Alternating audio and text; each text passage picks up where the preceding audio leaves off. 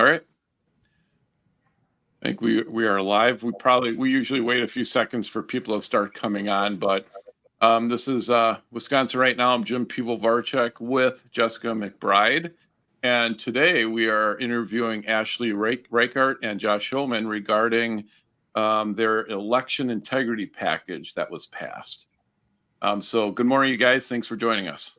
Good morning. Thanks for having us. Yeah, good morning. Happy Independence Eve. Yeah, absolutely. Jessica, did you want to start off? Well, I was hoping that you could start, one of you or both of you, by sketching out for people what this election integrity package did. So we read the headlines in May. We've been intending to have you on since then. We think this is an important issue a lot of voters care about. I just want to bring what you're doing to a broader audience. So maybe just start with the particulars. Like what does this election integrity package do? I know you got $150,000 in funding approved from the county board to do a list of things. Yes, I'll start. So there's several funding initiatives in this plan, and the first being offering funding to our municipalities for the November election to be able to offer extended in-person absentee voting hours, which is the 2 weeks leading up to the November 5th election.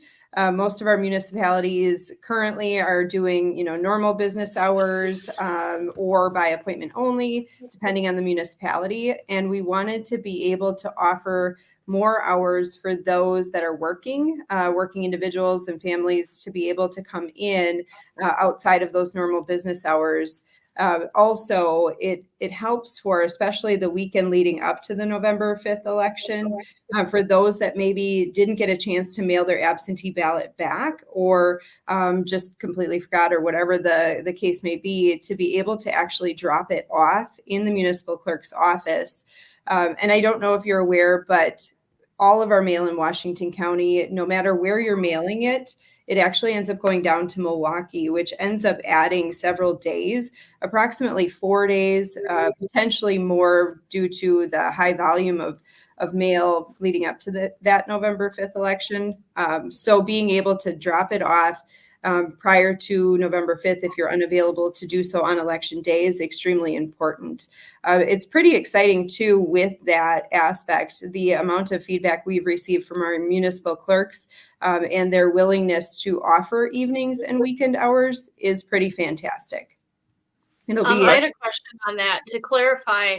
When you say drop off at the clerk's office, to clarify, you guys don't do these unmanned drop boxes or Dropbox things, right? No, you mean correct. Someone comes in, they can hand it to a person. Yes, like they hand it. Yes, the municipal clerk. Yes, they hand it to them in person. And Ashley, is there anything prescribed in state law on the number of hours that the clerk must be open or the times they must be open to accept absentee ballots, or is that just county by county? It's municipality by municipality. Okay. Mm-hmm. So, and that's the point of this particular reform, right? So in the city of Milwaukee in particular, you're talking about a community where there are dozens of additional locations for in-person absentee opportunity and extended hours in those multiple locations. Contrast that with the far northern part of Washington County, which is very similar in this way to the northern part of Wisconsin, where local municipal clerks will only do in-person absentee historically by a scheduled appointment. So this really provides a little bit of a catch-up for our municipalities to have similar customer service delivery that we're seeing in the city of Milwaukee or in the city of Madison right here in Washington County.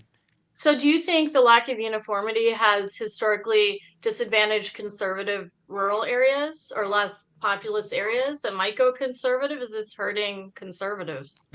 I personally would say 100%. I mean, when I knocked on doors in April for my reelection campaign, this was a top 3 issue that I heard about: election integrity, and specifically concern about going back to the days of drop boxes or the craziness with democracy in the park or the Racine voter van. And, I feel like Democrats are playing, 4-dimensional chess and we're playing tic-tac-toe. This gets us at least playing checkers, and we've got a number of steps to go.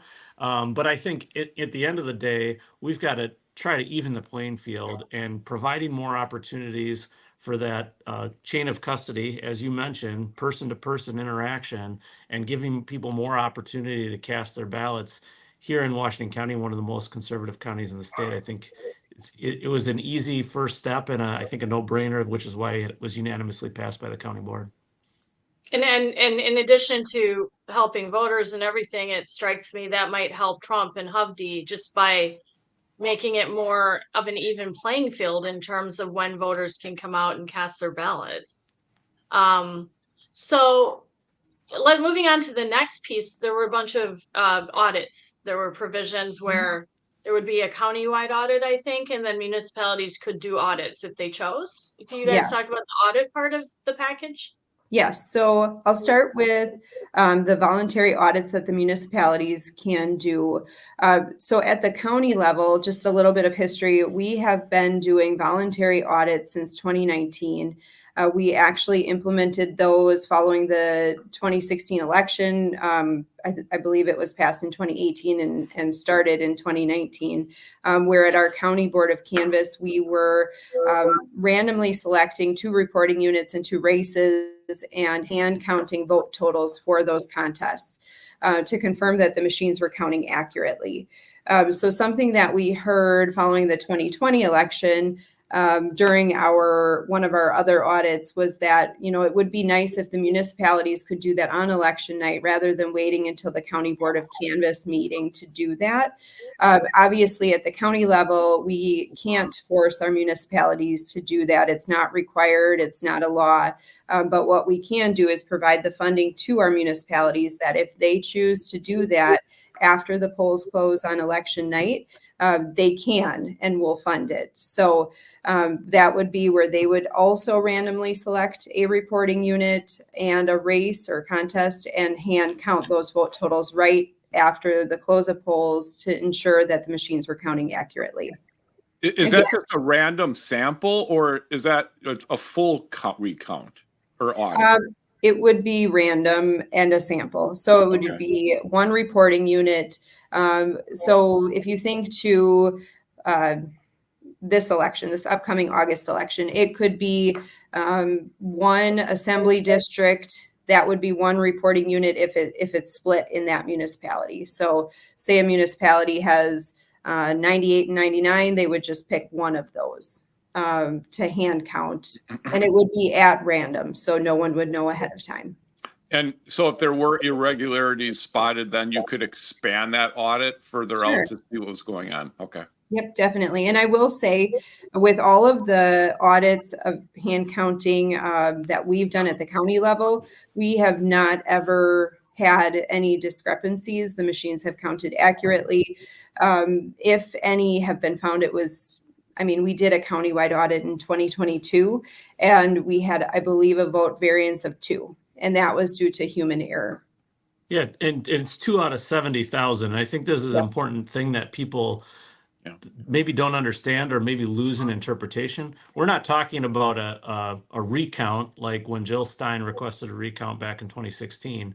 We're talking about literally a hand count. So you're counting votes in the case of 2020 or 2022, excuse me. That was Tim Michael's race and Ron Johnson's race, and we hand counted the vote totals for each. And out of 70,000 some votes, there was a difference of 2.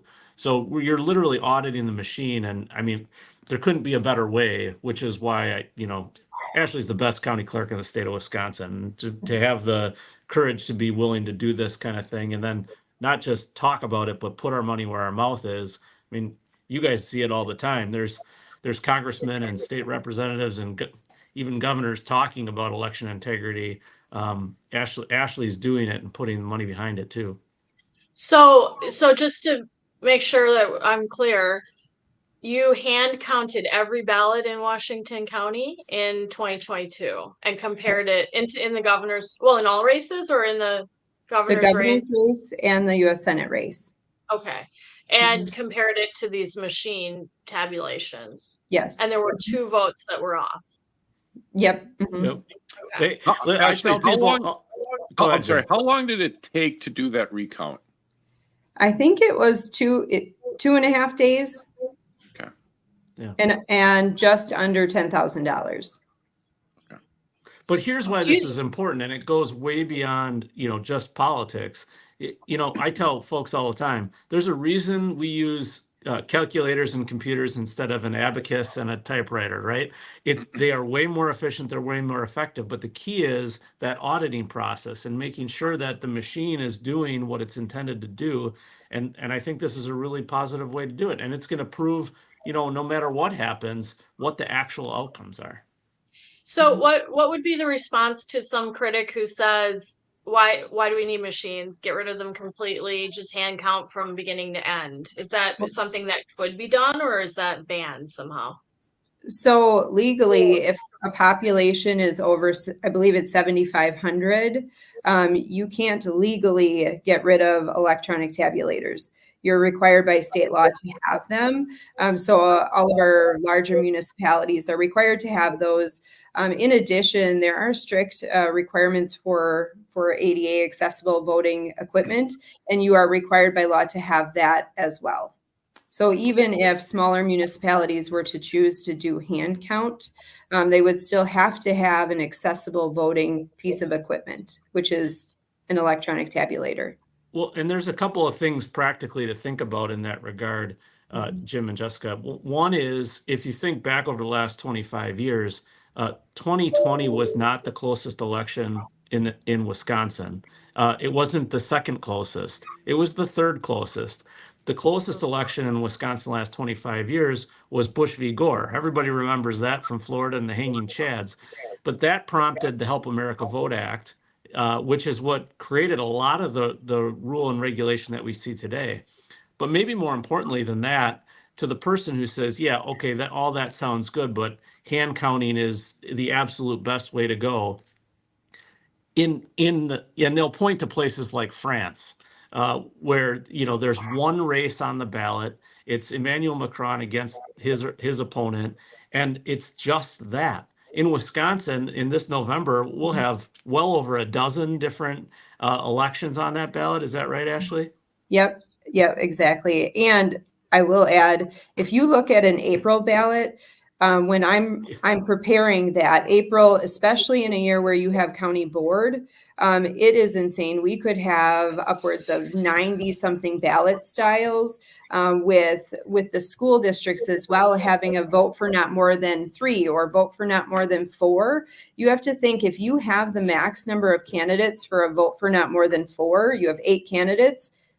There are so many different combinations you can have, and that would all be separate. So you're tallying, and it is going to take well over what we're saying, and even a simple audit would take, because of the amount of races, the amount of combinations, the amount of candidates.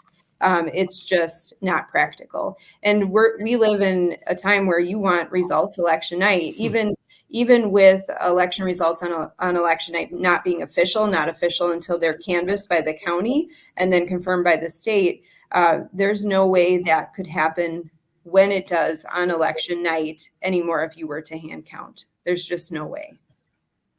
And then how is the countywide audit going to work specifically, like in a granular sense? Sure. So it'll run very similarly to the 2022 countywide audit.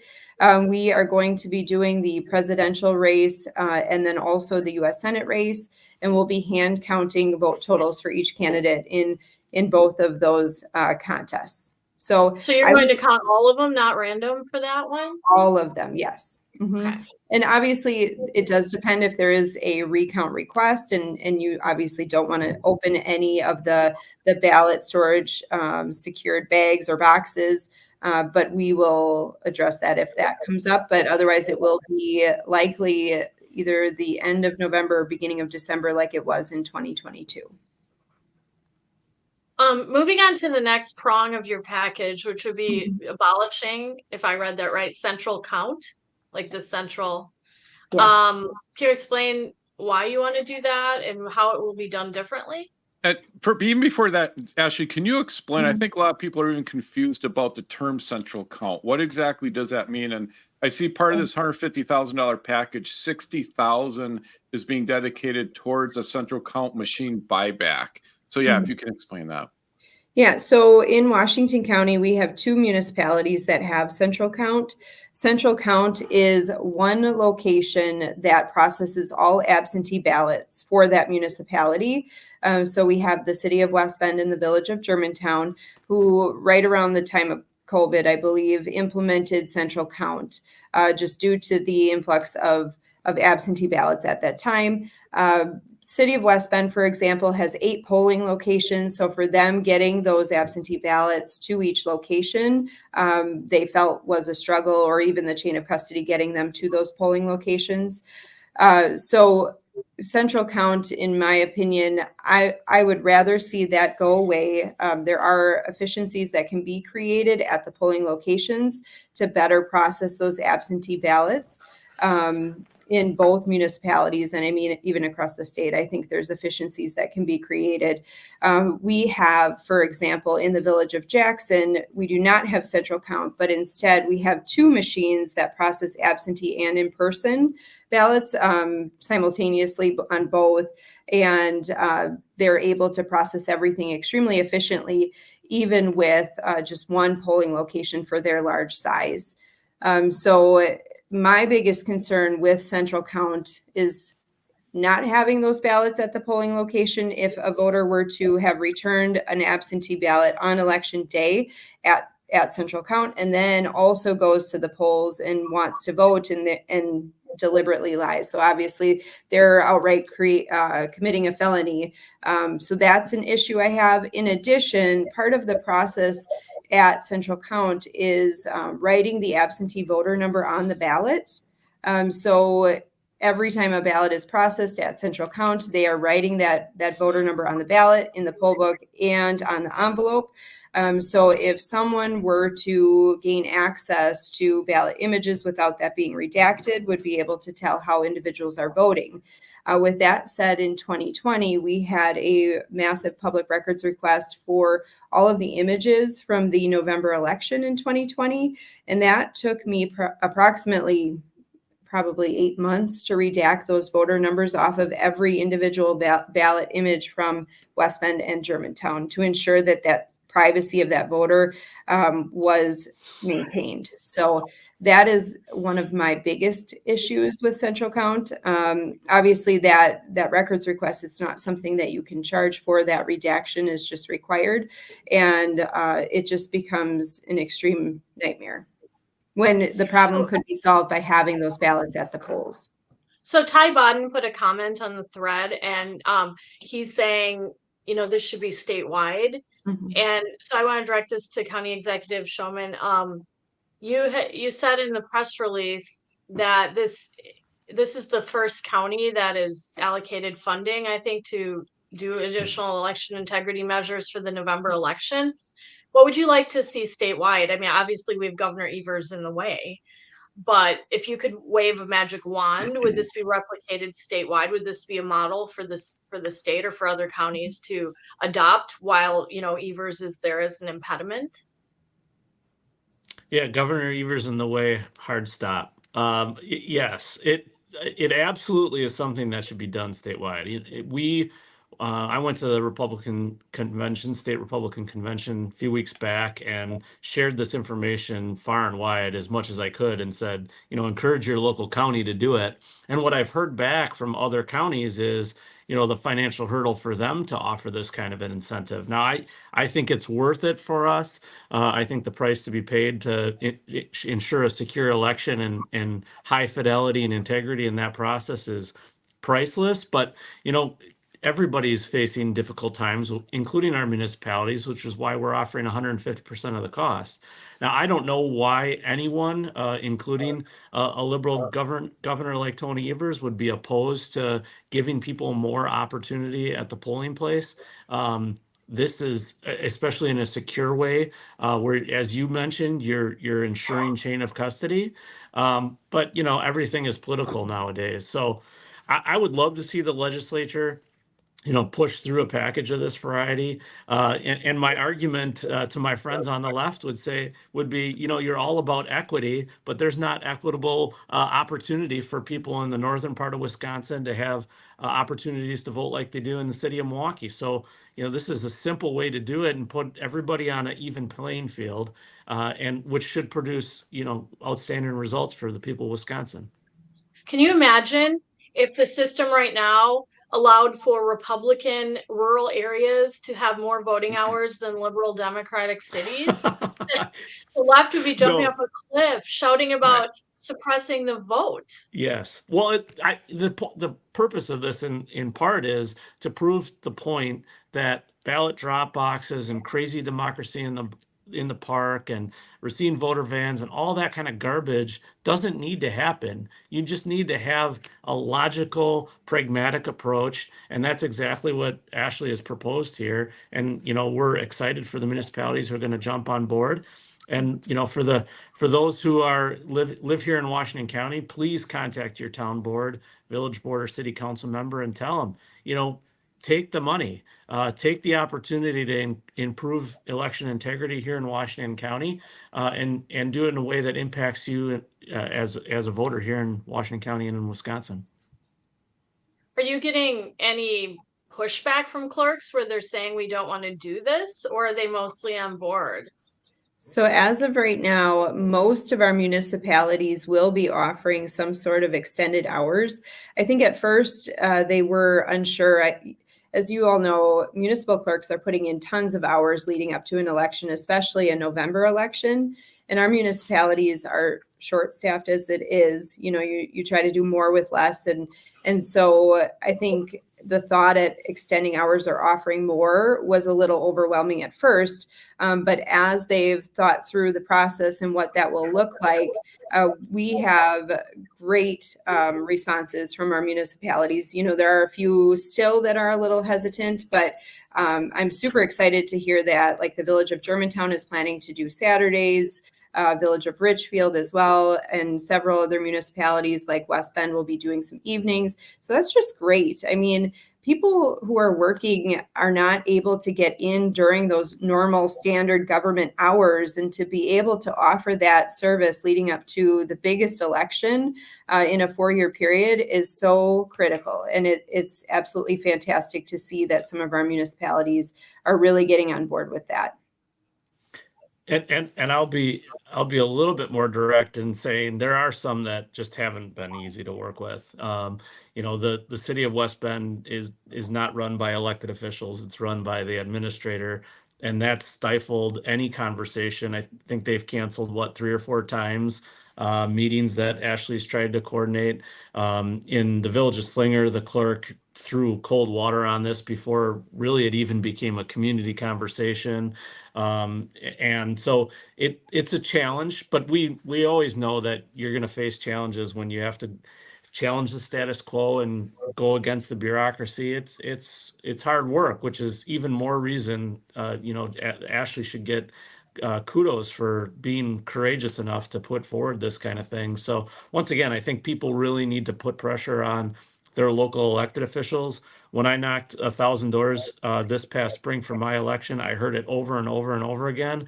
And the way for people to influence change is to contact those local elected officials. And as you guys know, when they don't get a lot of calls, and when they do get calls, they generally start to squirm and react, myself included. So please give those folks a call and tell them, do the right thing and give more opportunity for people to vote here in Washington County. So the list of people that need calling would be West Bend, Slinger, any other communities people should I call? think West Bend and Germantown to shut down that central count in particular, and then Slinger. It's funny because I heard in Slinger more than anywhere else. I heard about election integrity, and it was irony of ironies. I don't even think we got the press release out, and the clerk was like, "We're not doing anything."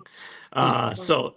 And you're paying for it. Like you're giving them money to do this. It's free to them, right? It doesn't cost them any more money to do it, does it? That's right. It's free to them. It's it's all of our hard-earned tax dollars here, but for them, it's not only is it free, we're covering 150% of the cost. Meaning, in a way, you could look at it as we're paying them to do it, right? We're incentivizing them to do it. So really, we wanted to try and take money off the table.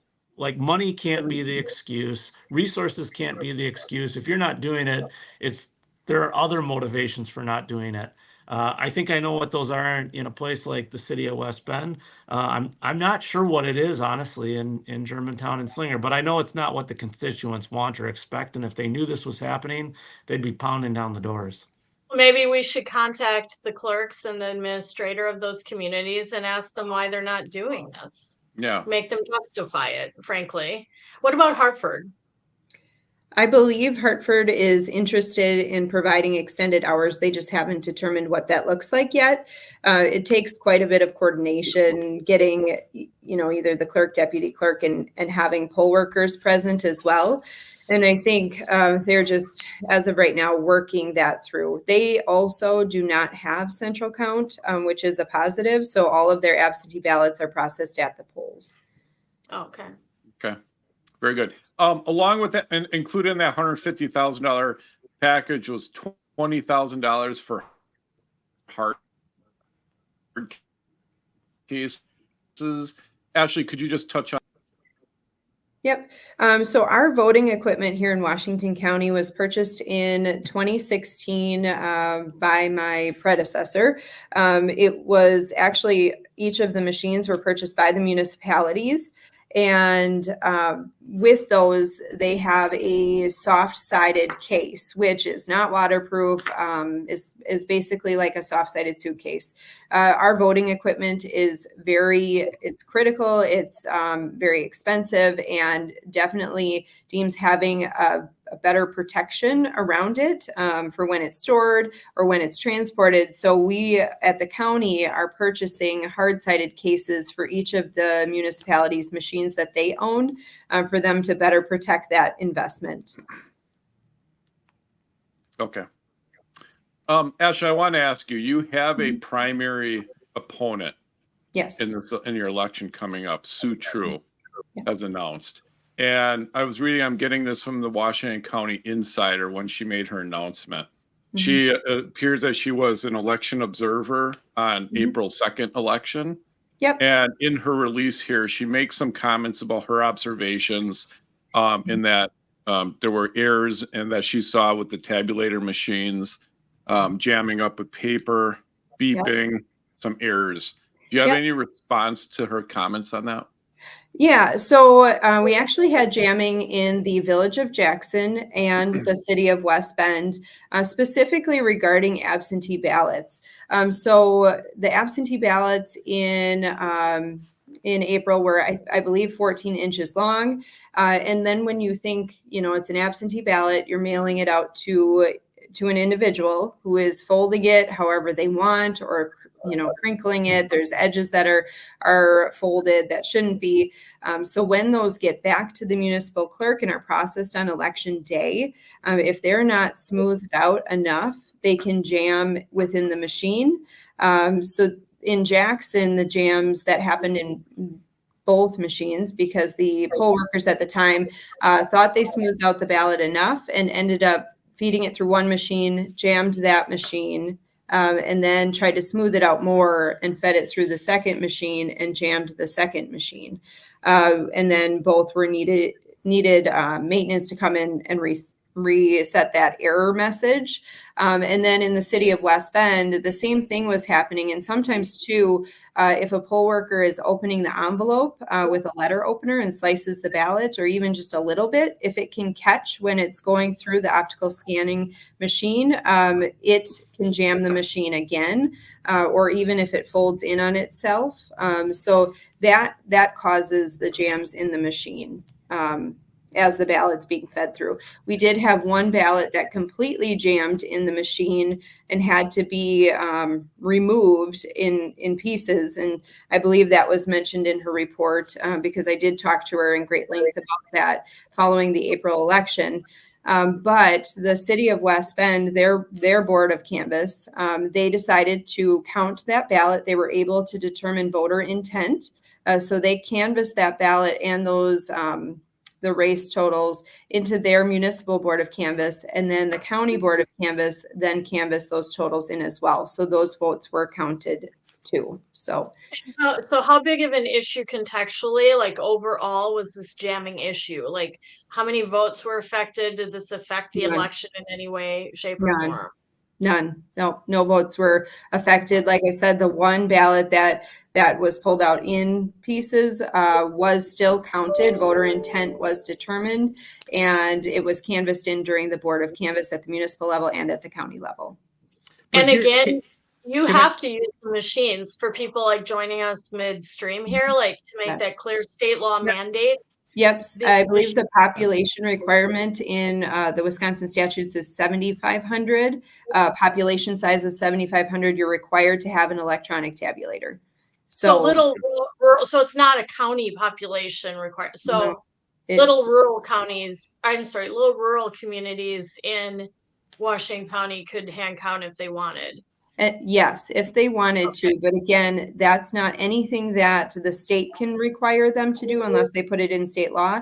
It's not anything the county can require them to do. It's a municipal decision. And, Yeah, and you they would can't still really need do. handicap accessible Yes, correct. options. Yes, which is federally required. Mhm. Okay. So Sue True appears to be advocating for the removal of all voting machines and just hand count of all ballots. It was what she appears to be advocating for. And so you're saying that is legally that's not possible. Correct. Okay. Mhm. Well, and not only that, I mean, think about it for just a minute. Many of you have, shown up to the polls on election day, like most conservatives have on election day for many, many years. I mean, you see poll workers, they're generally elderly. They've worked 16, 17-hour days on those days. By the time we get to 8, 9 o'clock at night and they're processing ballots, could you imagine if they had to then hand count and tabulate every single vote?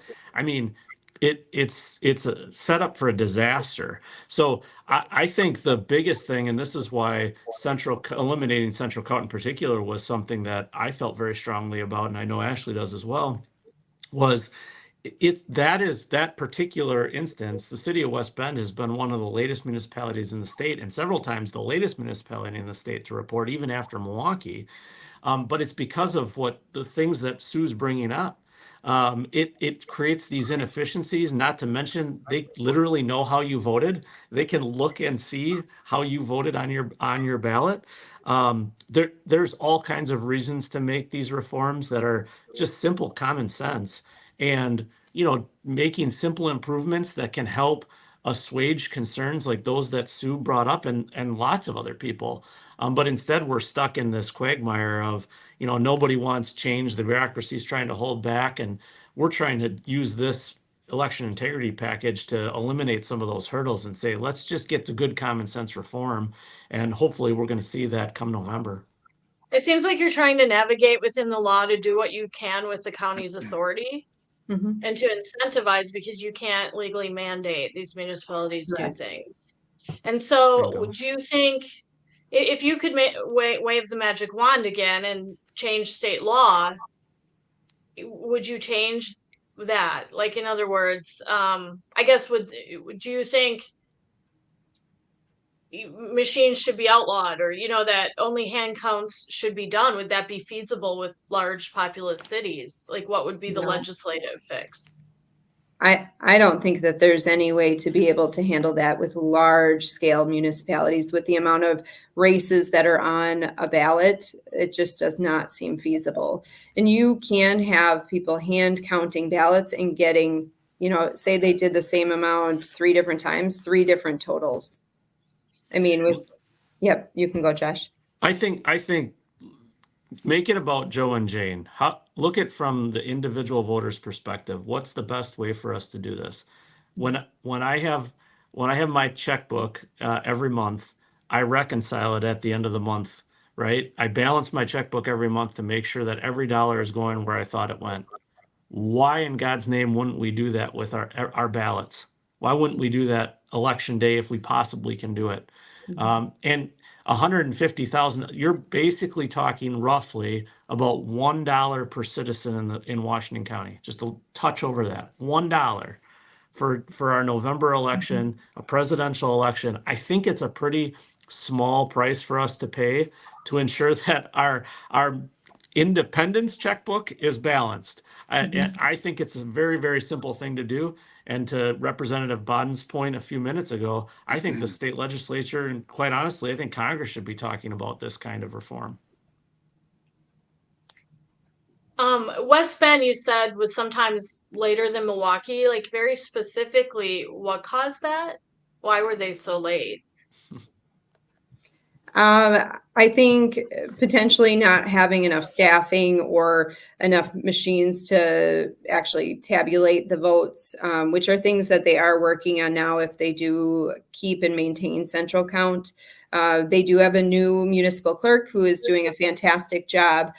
So I know that she's looking at everything that was done by her predecessor and trying to create those efficiencies and ensure that everything is handled in a much better manner. So I think that's a positive as well. And I can't speak to what the prior clerk was doing that made it so that they were so late. But I think we have a great municipal clerk now that will be able to create those efficiencies. So Russ, you were commenting Washington County with another common sense approach to another complex issue. I think the last part of that sentence resonates, that this is a very complex issue and that you're bound by certain laws, and it's all done at local control at this municipal level. And I'm wondering if sometimes that gets lost in the public debate where this gets all boiled down. Yeah, You know, it 100% does. Here's an important point about American government.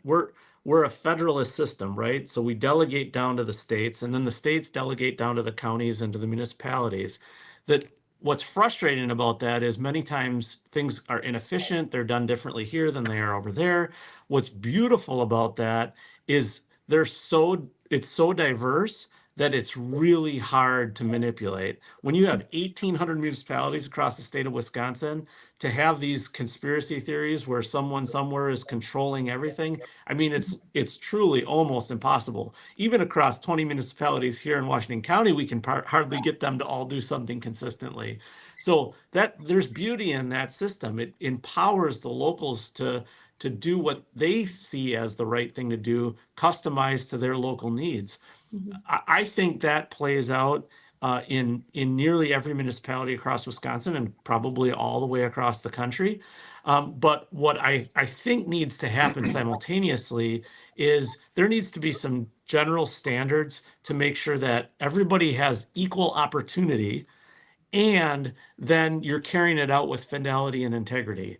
And right now, there's just too many hiccups in the system, hitches, if you will, that don't provide for that equal opportunity, and therefore create dissonance in the system and a lack of trust. And when you have people who are bringing up really good questions, even like Sue True, or you all know a bunch of election integrity folks, it's how do you drill down to answers that can fit within the confines of the law, provide equal opportunity, and with a high degree of fidelity that you know your vote count.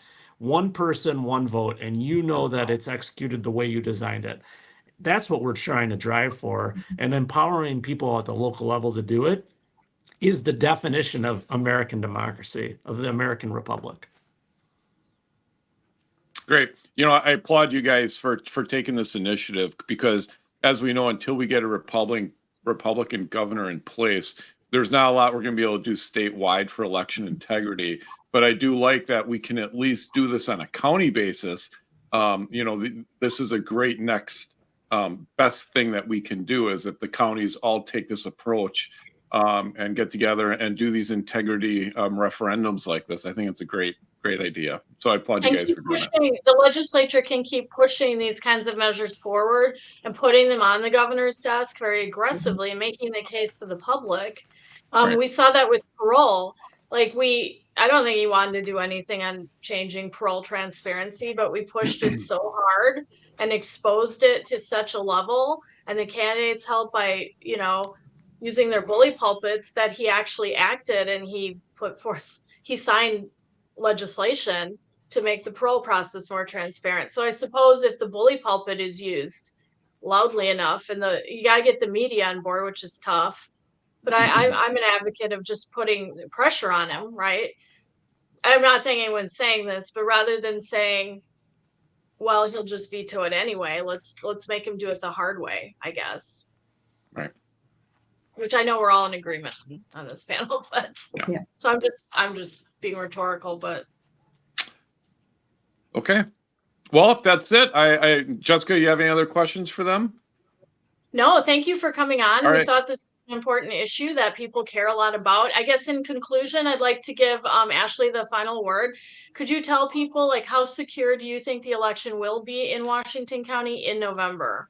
Our elections are extremely secure in Washington County. All legal votes are counted, and you can have faith in that process. Our municipalities are doing a fantastic job, and we have some amazing poll workers that volunteer their time. So we should be so grateful at the process that we have here in Washington County and our county board support in being able to fund these specific election integrity initiatives. It's just amazing. Great. Josh, you have anything to add? Best county clerk in Wisconsin. What can I say? All right. Thank you guys very much for joining Yeah, us. so Appreciate it. Thank you. Have a great day. Happy Thank 4th. you. You too. Bye. Happy 4th. Bye. Happy 4th, almost.